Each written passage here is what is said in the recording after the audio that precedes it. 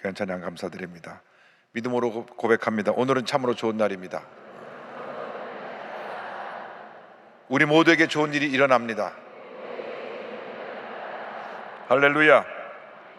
믿음의 고백대로 주님 앞에 예배드리는 우리 모두에게 반드시 좋은 일이 일어나는 것입니다. 오늘은 사무엘하 14장 28절 이하의 말씀을 본문으로 해서 압살롬의 반역 같은 제목으로 오늘 말씀 공부하겠습니다. 14장 28절 이하에는 압살롬과 화해한 다윗의 이야기가 나옵니다. 28절부터 30절까지 말씀을 보겠습니다.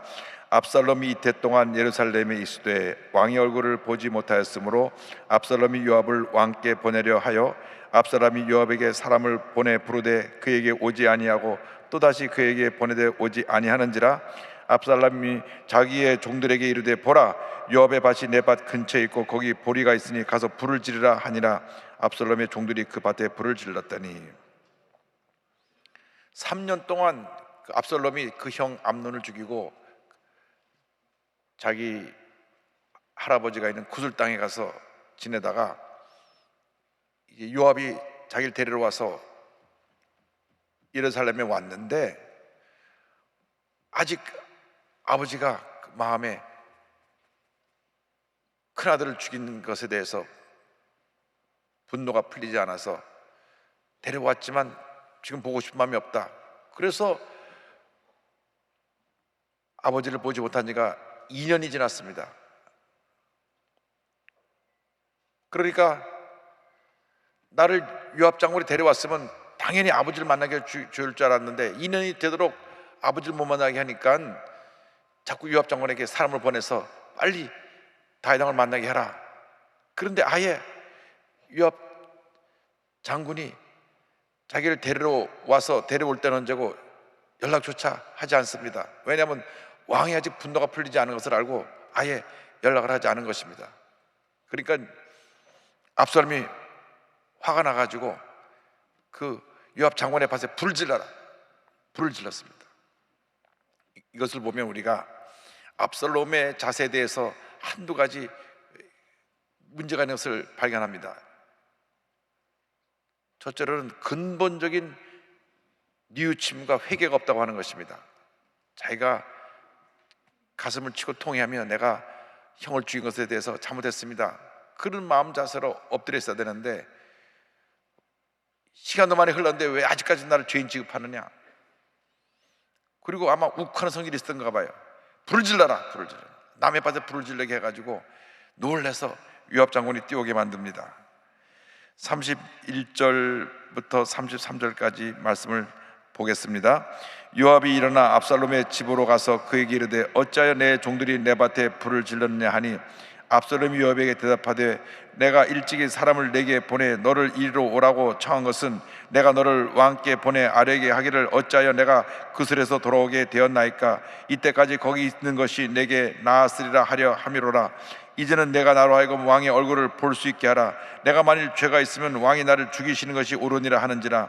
요압이 왕께 나아가서 그에게 아뢰되 왕이 압살롬을 부르니 그가 왕께 나아가 그 앞에서 얼굴을 땅에 대어 그에게 절하매 왕이 압살롬과 입을 맞추니라. 내가 죄인이면 날 죽이든지 하지 왜 2년 동안이나 나를 갖다가 이곳에 데려다 놓고 이렇게 죄인처럼 마음껏 나 활동도 하지 못하고 이곳에서 힘들고 어려운 시간을 보내야 되느냐. 왕에 가서 여쭤라. 그래서 요압 장군이 왕에 나가서 말합니다. 왕이시여, 왕이시여, 2년 전에 왕께서 부른 압살롬이 지금 오매불망 왕이 부르시기만을 기다립니다. 그 말을 들어보니까 큰아들이 죽은 지는 이미 5년이 지났는데도 그 압살롬을 용서하지 않고 있고 미워하고 있는 그 마음, 분노하고 있는 그 마음을 이제 내가 내려놓아야 되겠다. 여러분 마음 가운데 있는 미움과 분노는 내려놓으시기 바랍니다. 그거를 품고 있는 동안에는 늘 내 마음에 불편함이 있는 것입니다. 돈 떼먹은 사람은 편히 잠을 자고 돈 받을 사람은 잠을 못 잔다는 얘기가 있어요. 그래서 사람들 사이에 이 돈 거래는 하지 말아야 될 것은, 돈을 빌려갈 때는 급하다고 내가 일주일만 그리고 빌려가는데 일주일이 지나도 한 달이 지나도 봐도 그냥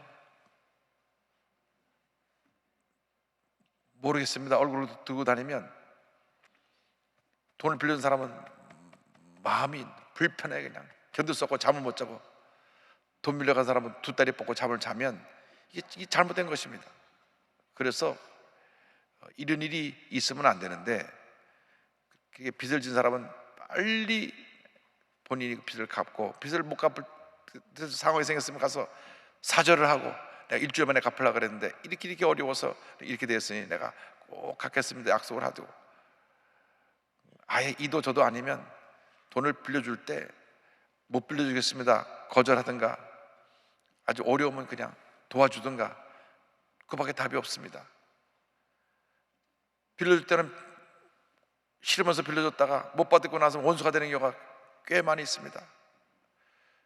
79년도 제가 우리 성경학교 할 때, 그때는 일주일에 4번 나와서 성경 공부를 했습니다. 소문이 나갔고 다른 교회 분들이 많이 왔어요. 장로교에서 특별히 많이 와서 그 성경 공부를 들었습니다. 근데 그 당시 부산에 살고 있던 최봉기 집사라는 분이 서울 아들집에 왔다가 소문을 듣고 우리 성경학교 등록을 하고 와서 석 달 동안 일주일에 4번씩 나와서 성경 공부를 하는데, 하루는 그때 순복음 교육연구소에 제 사무실에 찾아왔습니다.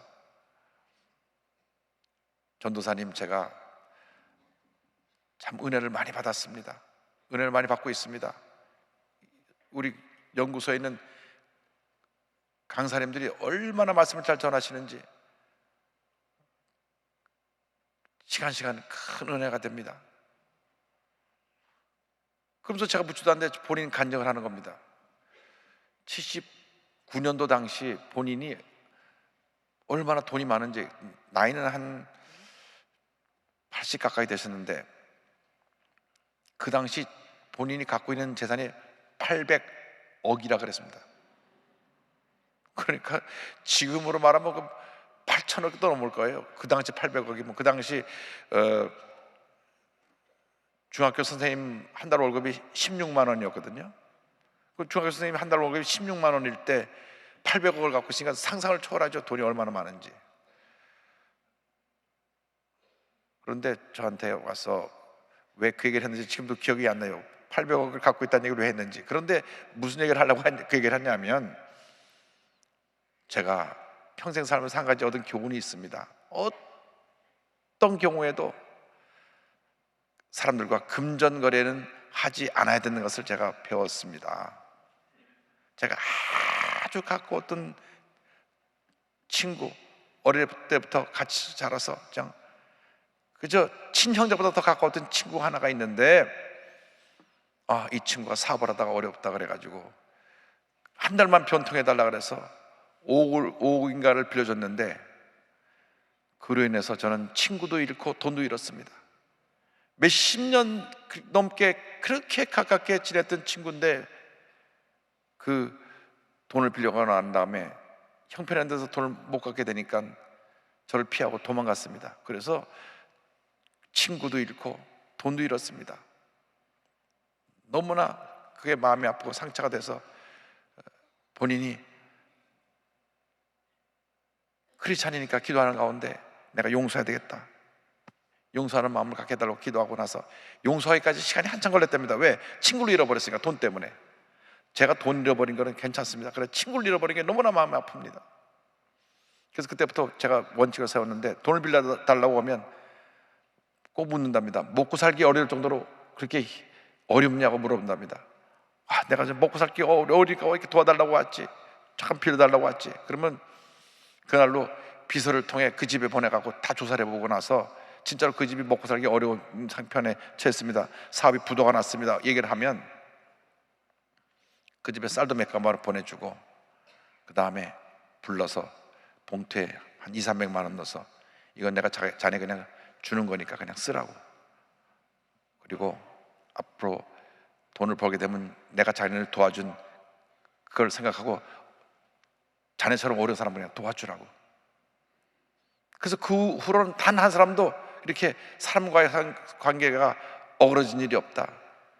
돈이 그렇게 많은데도 돈 안 빌렸다고 처음에 와서 막 성질내고 그러던 사람이 나중에 다 정말 최 사장 정말 당신은 훌륭한 사람이라고 칭찬했다고 합니다. 사람의 마음은 이렇게 그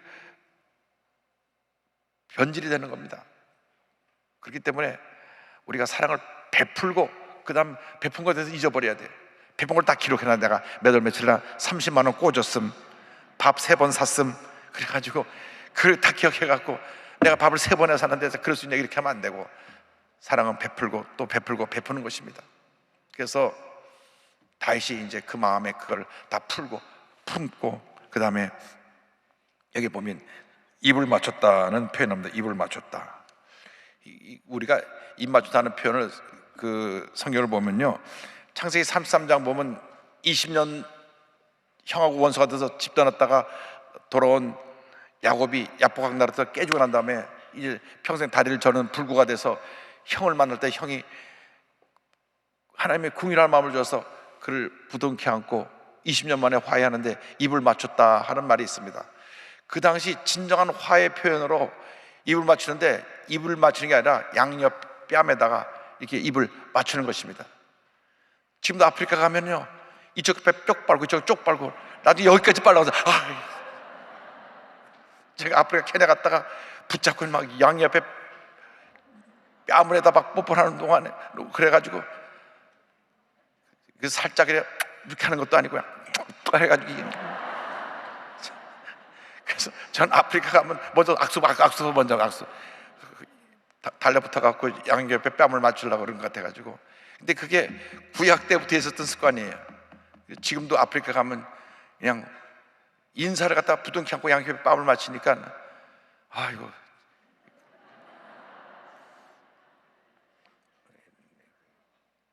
거기 인사니까. 그래서 저는 그냥 우리 서양식 인사로 악수. 그보다 제일 좋은 우리 한국식 인사로 미리 다가오기 전에 미리 인사. 조금 기회를 좀 막 가고 하니까. 어쨌건 그래서 입을 맞추고 화해를 했습니다. 자, 그런데 압살롬이 이 5년 동안 달라진 게 아무것도 없고 오히려 마음이 더 악해졌어요.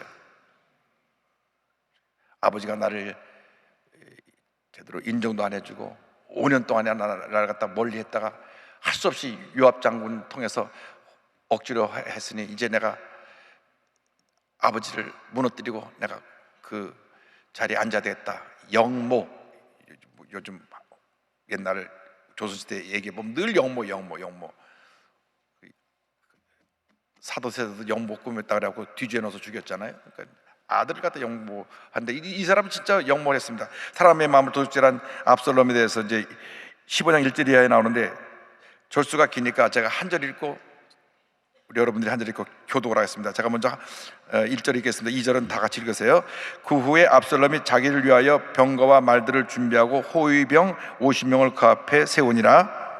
압살롬이 일찍 일어나 성문길 곁에 서서 어떤 사람이든지 송사가 있어 왕에게 재판을 청하러 올 때에 그 사람을 불러 이르되 너는 어느 성읍 사람이냐 하니 그 사람의 대답이 종은 이스라엘 아무 지파에 속하였나이다 하면, 압살롬이 그에게 이르기를 보라, 내 말이 옳고 바르다마는 내 송사를 들을 사람을 왕께서 세우지 아니하셨다 하고, 또 압살롬이 이르기를 내가 이 땅에서 재판관이 되고 누구든지 송사나 재판할 일이 있어 내게로 오는 자에게 내가 정의히 베풀기를 원하노라 하고, 사람이 가까이 와서 그에게 절하려 하면 압살롬이 손을 펴서 그 사람을 붙들고 그에게 입을 맞추니 이스라엘 무리 중에 왕께 재판을 청하러 오는 자들마다 압살롬의 행함이 이와 같아서 이스라엘 사람의 마음을 압살롬이 훔치니라.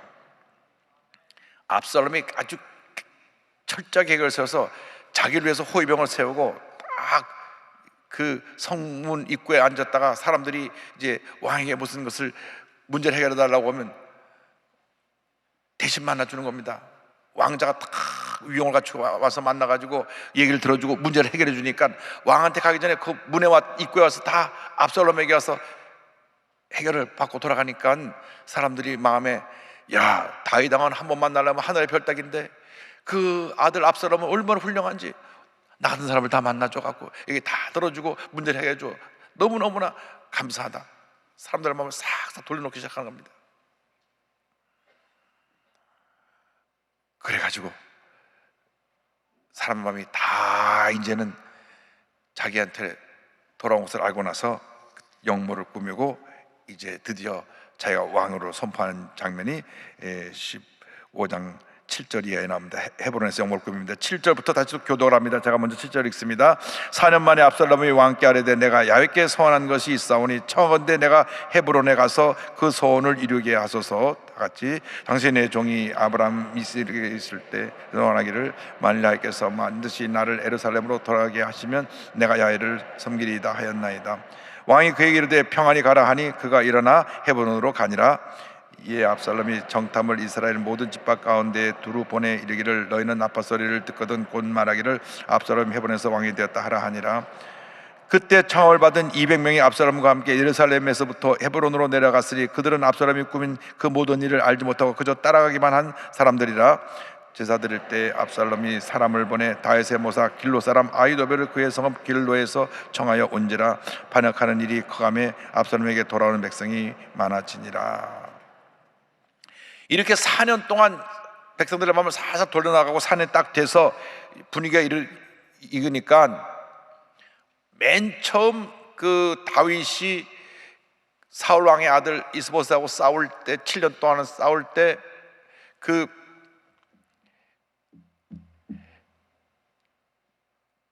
수도로 있던 헤브론에 7년 동안 있던 헤브론에 본인이 이제 자리를 잡아가지고 다윗을 섬기고 있는 사람 가운데 자기가 마음을 돌릴 수 있는 사람 한 200명을 데리고 갑니다. 200명은 모르고 그냥 따라갑니다. 같이 가자 그러니까 따라갑니다.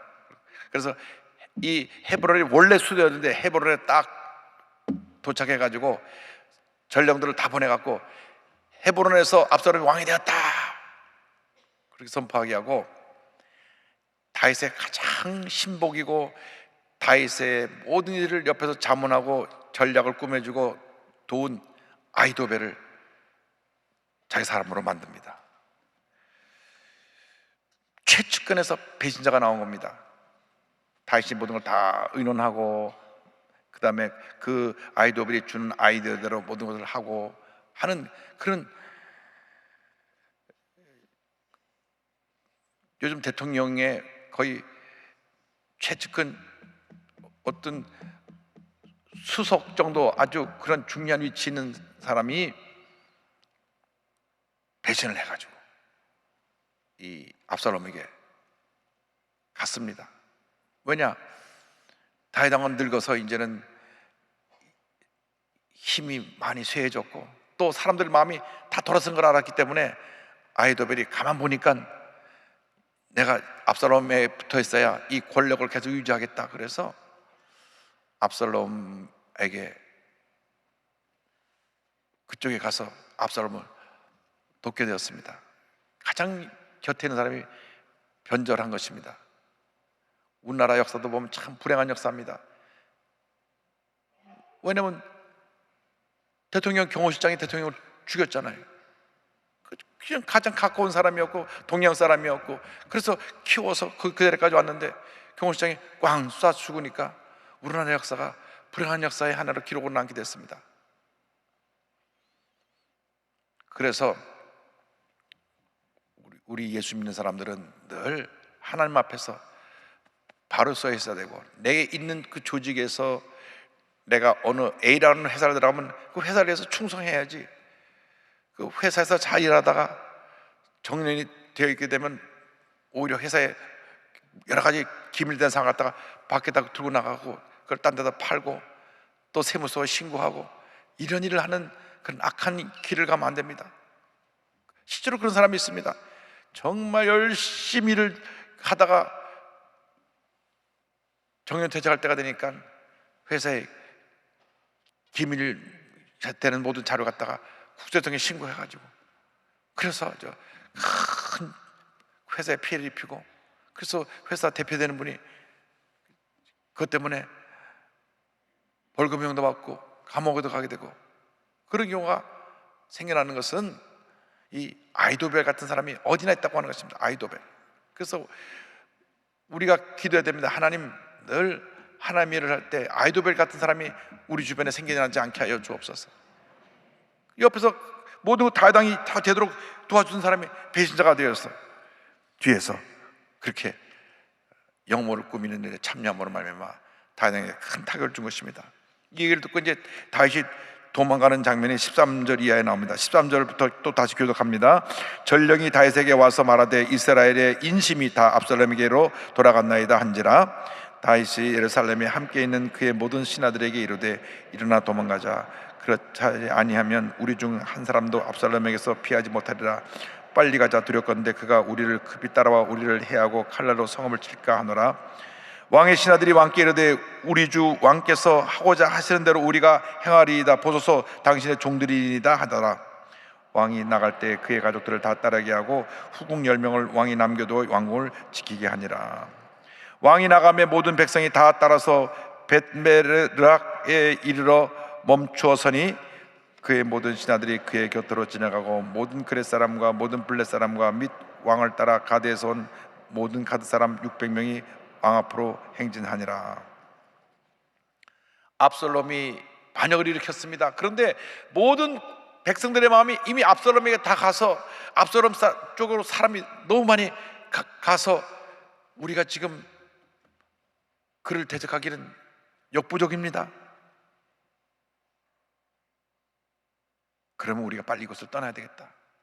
그래서 떠나는데 그 성을 지키는 사람으로 후궁 10명을 남겨놓고 떠납니다. 왜 성을 버리고 떠나가면서 후궁 10명을 두었느냐?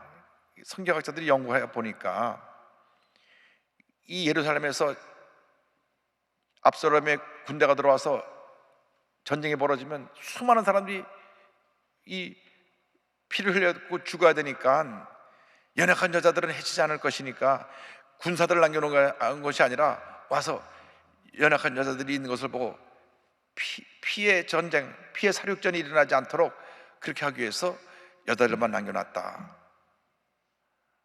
데리고 싹 도망가지고 또 남겨놔가지고 나중에 이 사람들이 큰 피해를 봅니다. 또 하나는 해석은 10명을 남겨둔 것은 반드시 돌아온다고 하는 의미다.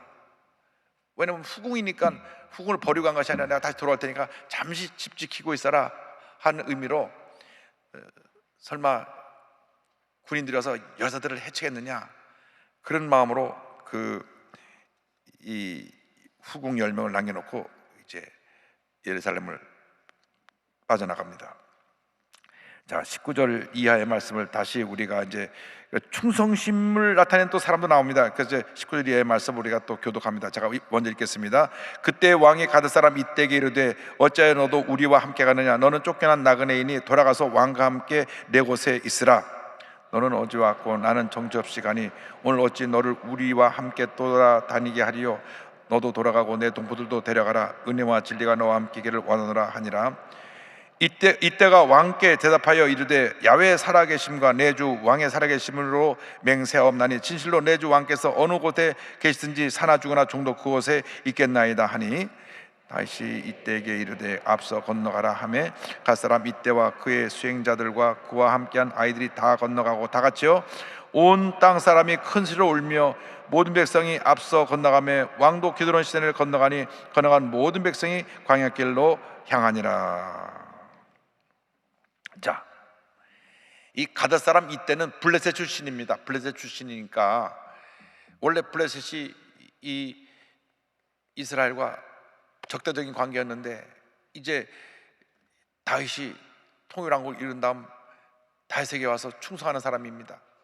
그러니까 다윗이 말하기를 너는 이방 민족으로 있다가 여기 잠깐 와서 머물러 있는데 어차피 넌 나그네로 있다가 가는 사람인데 날 따라갈 필요가 뭐가 있느냐? 여기 남아서 그 압살롬 왕 잘 섬겨라.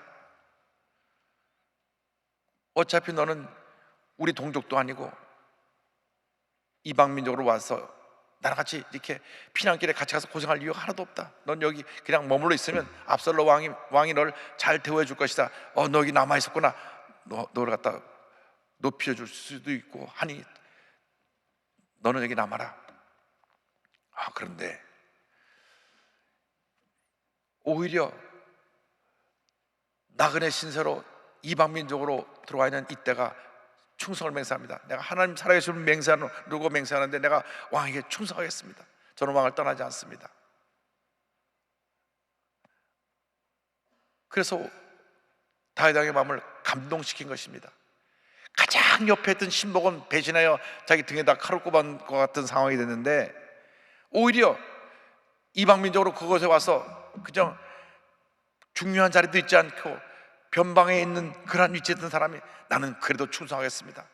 나를 거둬주신 내가 다윗 왕을 내가 어떻게 거역할 수가 있습니까? 그래서 그 왕을 끝까지 섬깁니다.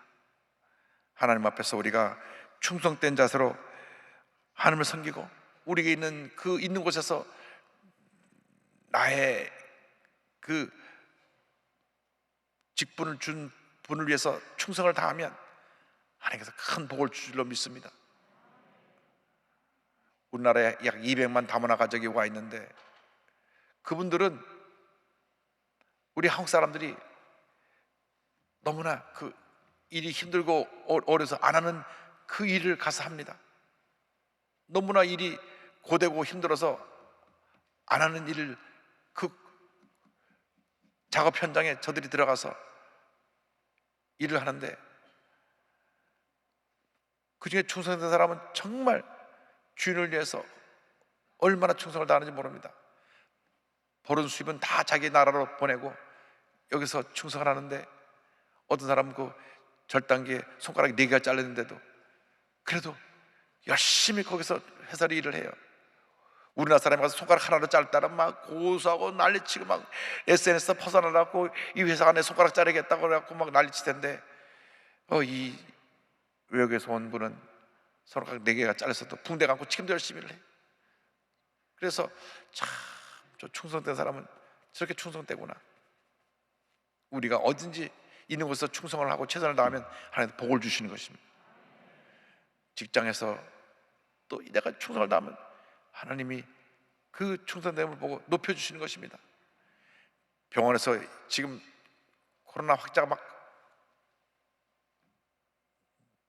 확산돼 가지고 점점 폭발적으로 늘어나서 이제 오늘 뭐 3,000명 넘는다 그러는데 중환자실에 병실이 부족할 정도로 막 늘어나는데 거기에 일하고 있는 우리 의사 선생님, 간호사 선생님들은 하루 24시간이 부족하게 몸이 부서져라고 일을 합니다. 충성되게 일하는 분들을 하나님께 귀 보시고 복을 주실 것입니다. 우리가 어딘지 있는 자리에서 충성을 해야 복을 받습니다. 그래 그 복이 우리 예수 믿는 사람의 자손만대 이르게 되는 것입니다. 늘 자기 중심으로 약삭빠르게 여기 붙었다 저기 붙었다 하는 사람들은 결국 버림을 받게 되는 것입니다. 그래서 무엇을 하더라도 그것에서 최선을 다해야 됩니다. 무엇을 하더라도 그 일이 험한 일이라고 할지라도 그 일이 남이 아무도 안 알아주는 일이라고 할지라도 최선을 다할 때 하나님께서 그 모습을 보고 복을 내려주시는 것입니다. 이때와 아히도벨이 얼마나 차이가 있는가를 우리가 알 수 있습니다. 자, 이제 법궤에 대한 이야기가 나옵니다. 15장 24절 이후부터 우리가 또 교독하겠습니다. 보라 사독과 그와 함께한 모든 레위 사람도 하나님의 언약궤를 메어다가 하나님의 궤를 내려놓고 아비아달도 올라와서 모든 백성이 성에서 나오기를 기다리도다. 왕이 사독이 이르되 보라 하나님의 궤를 성읍으로 도로 메어가라. 만일 내가 야훼 앞에서 은혜를 입으면 도로 나를 인도하사 내가 그 궤와 그 계신 데를 보이시리라. 그러나 그가 이와 같이 말씀하시기를 내가 너를 기뻐하지 아니한다 하시면 종이 여기 있사오니 선이 여기시는 대로 내게 행하시옵소서 하리라. 왕이 또 제장 사독에게 이르되 내가 선견자가 아니냐. 너는 너희 두 아들 곧 내 아들 아히마스와 아히달의 아들 요나단을 데리고 평안히 성읍으로 돌아가라. 너희에게서 내게 알리는 소식이 올 때까지 내가 광야 나르트에서 기다리라 하니라. 사독과 아비아들이 하나님의 궤를 예루살렘으로 도로 미어다 놓고 거기에 머물러 있으니라. 자, 여기 우리가 주목해야 될 내용이 있습니다. 이제 제사장 사독이 그 두 아들을 데리고 법궤를 메고 옵니다. 법궤를 메고 다윗과 함께 예루살렘 떠나려고 합니다. 왜냐하면 법궤는 하나님의 임재를 상징하고 하나님의 주권을 상징하고 하나님이 함께한다는 것을 상징하기 때문에 이 법궤가 다윗이 가는 곳에 따라가기를 원했습니다. 그런데 다윗은 그렇게 자기가 피난하면서 법궤를 가져가서 그로 인해서 자기가 어려운 상황을 보호받으려고 한 것이 아니라 다윗은 그 어려운 상황 속에서도 하나님의 절대 주권을 믿었습니다. 아니다, 법궤는 그 자리에 둬라. 하나님이 원하시면 나를 도로 이곳으로 돌아오게 해 주실 것이다. 여러분, 잠깐 어려움이 있고 문제가 있어도 하나님의 절대 주권을 믿고 의지하시기 바랍니다. 하나님의 뜻이 반드시 이루어지는 것입니다. 우리가 때때로 잘못해서 하나님 앞에 매를 맞을 수도 있고, 우리가 하던 사업이 잠깐 어려울 수도 있고, 우리 아이가 잠깐 삐뚤어 나갈 수도 있고, 뭐가 엉클어질 때도 있지만 주님 앞에 우리가 바로 서 있고 하나님 기쁘시게 하는 삶을 살면 반드시 하나님께서 우리를 복받은 자리로 우리를 돌아오게 하시고 이끌어 줄 줄로 믿습니다. 다윗이 이 예루살렘에 다시 돌아올 것을 믿고 법궤를 원래 있던 데 돌아, 하나님이 원하시면 내가 돌아올 것이다. 그래서 법궤를 그 자리에 두게 하고, 너의 자녀들이 여기 남아 있어서 그럼 나하고 연락을 하게 하고 그렇게 나를 돕게 해라. 그래서 다윗이 이 피난 가던 길에 법궤를 갖고 피난 간 것이 아니라 법궤를 두고 하나님께 모든 것을 맡겼습니다. 여러분, 잠깐 어려운 일이 있을 수도 있습니다. 잠깐 몸이 아파 병원에 들어갈 수도 있습니다. 잠깐 자식이 속을 썩일 수도 있습니다. 그러나 하나님의 뜻이 궁극적으로 이루어지는 것입니다. 하나님의 절대 주권을 의지하시기 바랍니다. 하나님의 뜻이 이루어지기를 늘 기도하시기 바랍니다. 잠깐 내게 어려움이 다가오고 문제가 다가와도 내가 하나님 앞에 바로 서 있고 하나님 기뻐하시는 삶을 살기만 하면 모든 걸 회복시켜 주실 것입니다. 가정도 회복시켜 주시고, 건강도 회복시켜 주시고, 물질도 회복시켜 주시고, 사업도 다시 일어나게 만들어 주시고, 모든 것이 주님의 은혜 가운데 합력하여 선을 이루게 만들어 주실 것입니다. 그러므로 우리 하나님의 백성들은 일생을 살아가는 동안 첫째도 하나님, 둘째도 하나님, 마지막도 하나님, 하나님 제1주의로 살아가기만 하면 하나님이 우리 일생을 책임져 주실 것입니다. 하나님께서 복의 복을 내려 주실 것입니다. 가정생활, 자녀, 범사에 넘치는 복이 있게 만들어 주실 것입니다. 여러분의 직장, 여러분의 사업, 여러분이 하는 모든 일이 주님 안에서 형통케 만들어 주실 것입니다. 하나님의 절대 주권을 의지하고 다윗과 같이 하나님만 바라보고 하나님만 의지한 삶을 살게 되기를 주님의 이름으로 축원합니다. 기도하겠습니다. 사랑과 은혜와 자비가 무한하신 하나님 아버지, 다윗이 고난 중에서도 하나님만 의지하고 하나님만 바라본 것처럼 우리가 어떠한 문제 어려움을 당해도 하나님 앞에서 바로 서 있게 하시고 하나님을 기쁘시게 하는 삶을 살아가는 주님의 귀한 일꾼들이 다 되게 하여 주시옵소서. 예수님의 이름으로 기도 올리옵나이다. 아멘.